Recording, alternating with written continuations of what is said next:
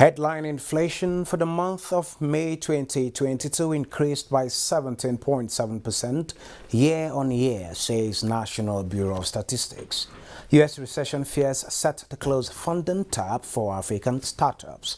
Shares in China led gains regionally in mixed Asia-Pacific trading on Wednesday. Plus, oil prices fall as expected U.S. interest rate hike looms.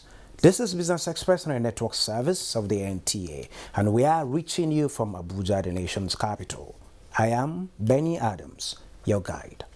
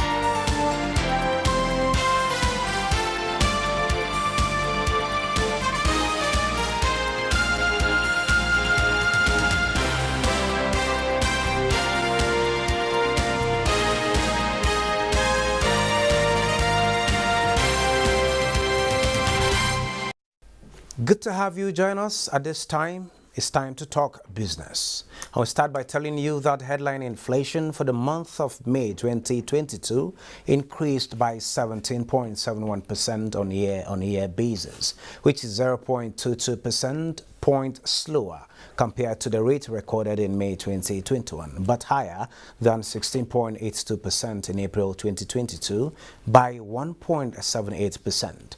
Data released this Wednesday by the National Bureau of Statistics show inflation declined year-on-year, but it increased month-on-month. The data attributed the year-on-year decline to less effect of COVID on prices in 2022 compared to 2021. Increases were recorded in all divisions that yielded the headline index. That is an increase in the prices of bread and cereals, potatoes, yam, other tubers, wine, fish, meat, and oils. On a month-on-month basis, the urban inflation rate rose to 1.81% in May 2022. This is a 0.03% increase compared to April 2022. The rural inflation rate increased year-on-year to 17.21% in May 2022, a 0.15% decline compared to 17.36% recorded in May 2021. On a month-on-month basis, the rural index rose to 1.76% in May 2022, up by 0.02% from the rate recorded in April 2022. The food index on a year-on-year basis rose to 19.50% in May 2022. And the federal government is taking necessary steps to entrench financial discipline in the public sector in a bid to ensure prudent management of scarce resources. To this end, the Office of the Accountant General of the Federation has begun a 3-day retreat to acquaint members of the Technical Subcommittee on Cash Management and improve their capacity to advance recovery strategies. Our revenue profile is having challenges. So we are here to put heads together and do strategies, just come up with strategies to know how to manage our current fiscal challenges so that government will find a way either increase our revenue generation, reduce our cost so that we can balance our fiscal challenges. Maintaining fiscal discipline is essential to maintaining macroeconomic stability and improving aggregate economic performance. The objective is to cut down the cost of governance and maximize resource utilization for development. And the Central Bank of Nigeria says the planned one-day summit on non-oil export will seek to identify challenges across the non-oil export value chain from the perspectives of all stakeholders, as well as provide understanding of the current situation and the implications to Nigerian citizens and the economy as a basis for urgent action. In a statement by the Director of Corporate Communications Department of the Central Bank of Nigeria, Osita Nwani-Subi, disclosed that the maiden summit on non-oil exports under the raise to $200 billion in foreign exchange repatriation program launched in February 2022 by the Central Bank of Nigeria in collaboration with Bankers Committee will hold in Lagos on Thursday, June 16, 2022, with the theme setting the roadmap towards achieving RT 200 and non-oil export for development. The forum will focus on the current situation in the economy, the commitments to addressing the challenges, as well as driving the development and improvement of the non-oil export sector. Bloomberg reports that the flood of venture capital into African tech companies over the past 3 years is drying up as Western investors retreat amid the global market downturn. Some 80% of last year's record $5 billion put into companies on the continent came from international funds like Tiger Global and Sequoia Capital. According to data from the East Africa Venture Capital Association, now fears of a recession, soaring inflation, and rising interest rates have made fundraising harder, and African startups like the Nigerian fintech firms that grew explosively in recent years are expected to suffer.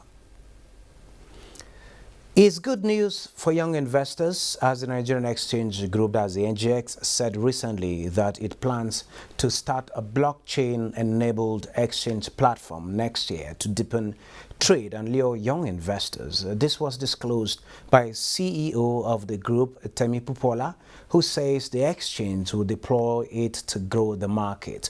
The move follows the introduction of regulations to guide trade in digital assets by Securities and Exchange Commission, SEC, and a growing interest to adopt the distributed ledger technology by businesses and policymakers across the continent, including in Kenya and South Africa.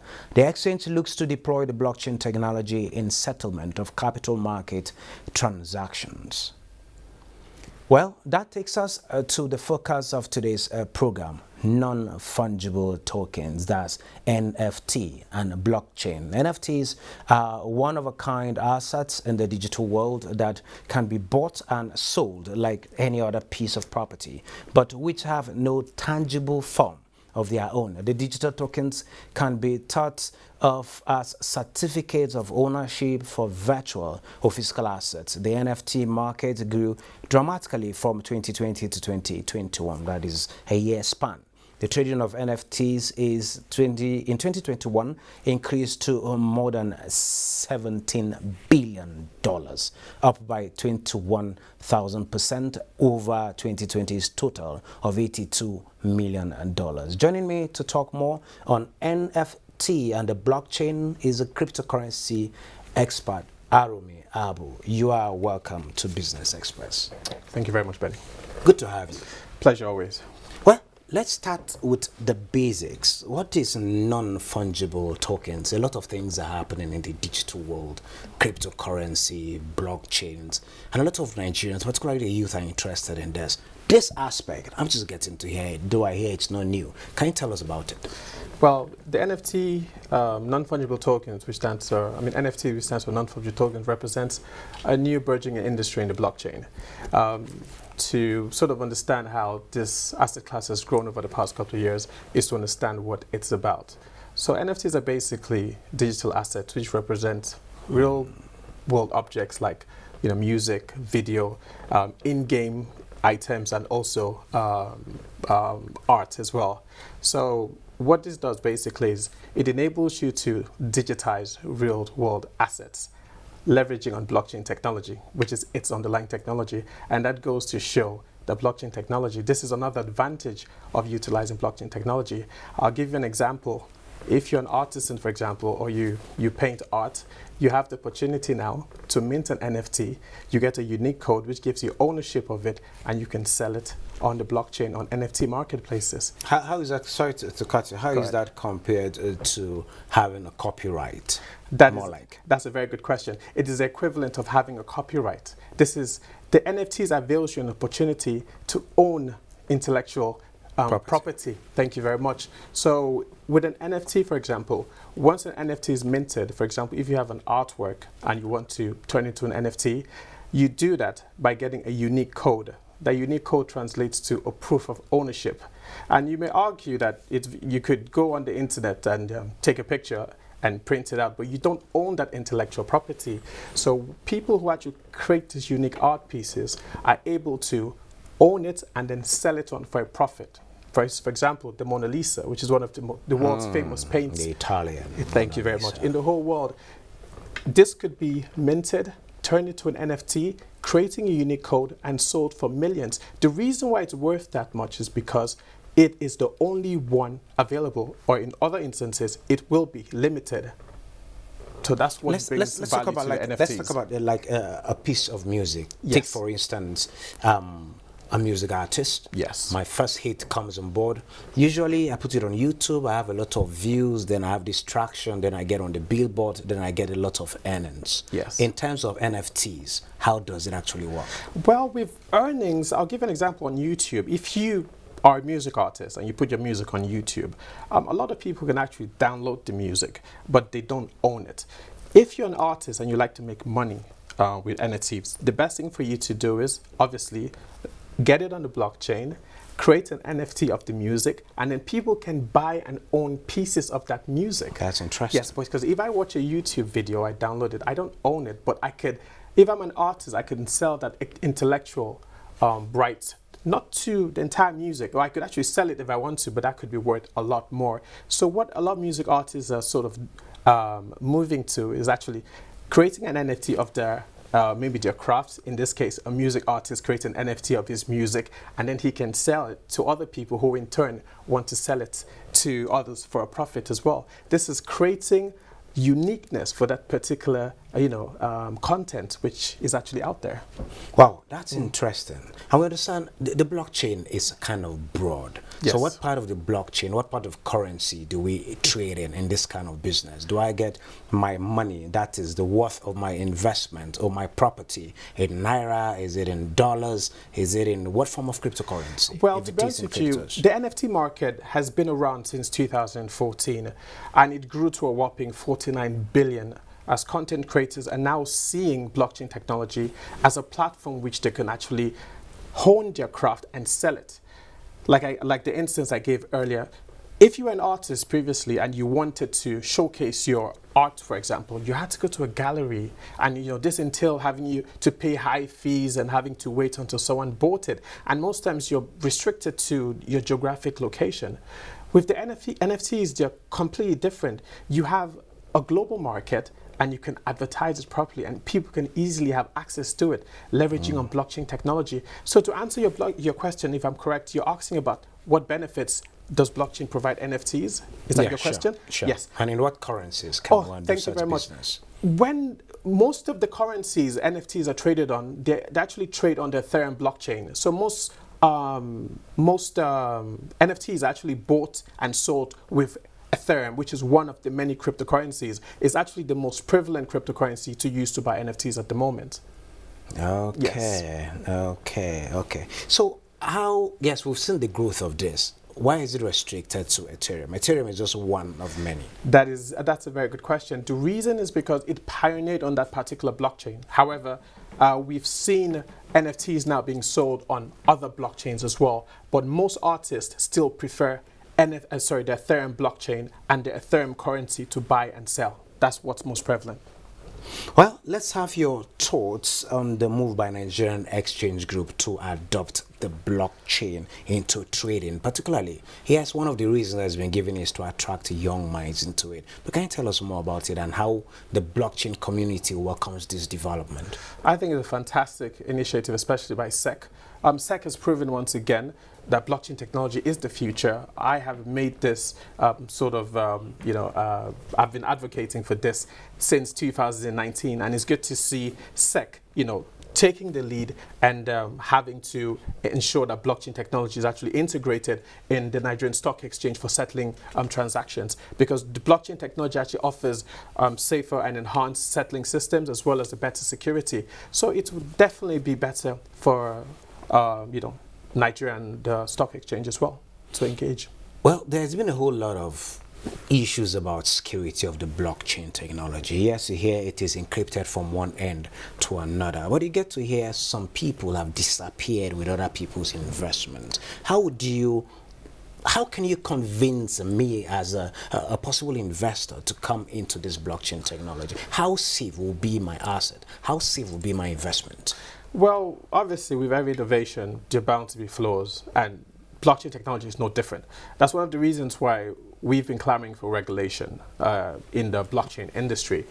But we've had instances where, heads of exchanges or exchanges have collapsed and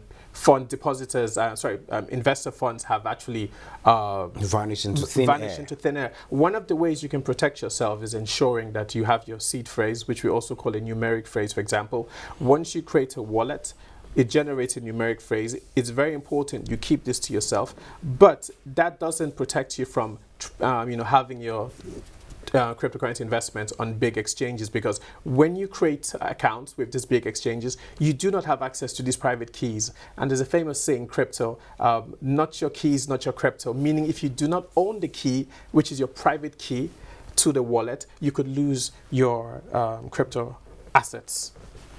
Well, we hear a name, Prince Jakan, Osinachi, Igwe, a handful of other people who have actually made money into this. How can we reach out to these people? Is it something we hear or it's actually happening? Have we had people who have broken through and are making this money in Nigeria? Yes, we have a lot of successful cryptocurrency entrepreneurs. I, for one, have been fortunate enough to make money in crypto, but I do have to warn people, it's a very volatile market. Your risk appetite has to be sort of measured, so it all depends on what your risk appetite is, basically. But we have had a lot of successful cryptocurrencies entrepreneurs, and it all boils down to doing your due diligence and ensuring that whatever it is you're willing to invest in cryptocurrencies is what you're willing to lose, because as with every investment, nothing is 100% guaranteed. So the risk factor can also be high. Yes. Well, with the digital economic landscape actually widening, how can businesses take advantage of this, also considering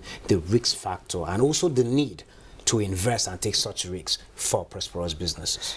Well, that's the reason why the government needs to play a bigger role in cryptocurrencies by regulating the market. To the best of my knowledge, SEC seemed to be the only agency that has been... Yes, it was a SEC and CBN thing. Yes. The SEC is actually coming forward. What do we expect from SEC and going forward for acceptability, as well as making the platform much more viable for Nigerians to venture into it? Well, SEC has been they've been more proactive when it comes to regulating the market. I think just about a month ago, they actually sort of gave a green light to cryptos.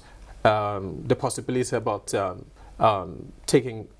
accepting cryptos as securities, for example. I think SEC needs to lead the way. Once regulation comes into the market, then people have the peace of mind to invest, just as they do investing in stocks and other financial instruments. Well, before I let you go, Nigeria, the whole economy, key stakeholders in the economy are moving towards moves to ensure the economy gets to recover from the effects of COVID-19 and now the Russia-Ukraine war. What can blockchain do in all of this? Blockchain is actually a new industry that I feel is largely untapped, especially in this part of the world. Blockchain technology can actually be integrated in every single sphere of what we do. Our industries could actually benefit through blockchain technology, and blockchain technology could actually be used to ensure it cuts our unemployment to the minimum. As a matter of fact, blockchain technology should be integrated in our school curriculums as early as primary and secondary schools, because if you go on LinkedIn, one of the most jobs in demand are blockchain related jobs. So I feel like the government needs to invest more in blockchain technology, which is the underlying technology for cryptocurrencies, invest more in this technology, and this will ensure that we have a lot of youth gain employment and gain expertise, especially in this industry. Well, Arume, Abo, it's a pleasure sharing your thoughts with us at this particular point in time about blockchain technology. I might want to venture into it. Pleasure you shared, Benny. Thank you very much. Thank you. Moving on, gold prices rose 1% on Wednesday, bolstered by a pullback in the US dollar and US Treasury yields ahead of a potentially aggressive interest rate hike from the Federal Reserve. Let's see prices of commodities.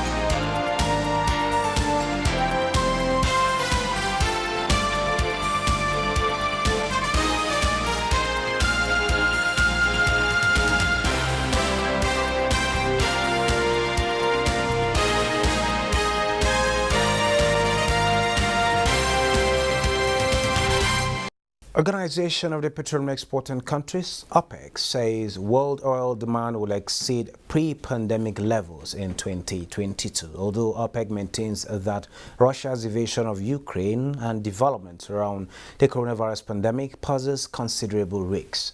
In a monthly report released on Tuesday, OPEC maintained that world oil demand would rise by 3.36 million barrels per day in 2022, extending a recovery from 2020's slump. The report expects world consumption to surpass the 100 million barrels per day mark in the third quarter, in line with earlier projections, and for the 2022 average to reach 100.29 million barrels per day, just above pre-pandemic rate in 2019. OPEC kept its year's global economic growth forecast at 3.5%. And now oil prices fell on Wednesday on concerns about fuel demand and global economic growth before an expected big hike in interest rates by the U.S. Federal Reserve. Reuters reports that Brent crude futures for August were down $1.27 at $119.90 a barrel earlier in volatile trading. U.S. West Texas Intermediate crude for July fell $1.44 to $117.49 a barrel. The stock market closed on a negative note for the second day running this Wednesday, this week after having observed the public holiday on Monday. The all-share index dropped to 52,775.4 basis points. 118 million shares valued at 2.363 billion naira in 4,890 deals were traded by investors in the day. UBA, GT Bank, and FBNH were the top traders by volume. China stocks lead gains in Asia Pacific following release of better than expected Chinese economic data. Let's see the global stocks. US index futures gained this Wednesday along with stocks in Europe as policymakers on both sides of the Atlantic grapple with soaring inflation, slowing economic growth, and volatile markets. The positive trade for regional markets came after several negative trading sessions across the globe. Futures on the Dow Jones Industrial Average were up by 0.39%. S&P 500 futures edged up 0.49%, and Nasdaq 100 futures jumped 0.55%. In Europe, markets also rose on news the European Central Bank would hold an emergency meeting on the recent bond market sell-off. The DAX in Germany climbed by 1%, with UK's FTSE adding 0.96% and CAC 40 of France gaining 0.85%. Stocks in China led gains in mixed Asia trading following the release of better than expected Chinese economic data. The Shanghai Composite in mainland China climbed 0.5% to close at 3,305.41. Hong Kong's Hang Seng Index rose 1.14% to close at 21,308.21, while elsewhere the Nikkei 225 in Japan slipped 1.14%. African markets were mostly mixed this Wednesday, with South Africa's JSE Africa Top 40 and Tunisia's Tunidex as top gainers, while Morocco's Free Float Index and Kenya's Nairobi All Share were the relative underperformers. This is where we end this episode of the program. Don't forget, you can access all previous episodes on YouTube. Join us again on Thursday at 9:30 a.m. for another episode.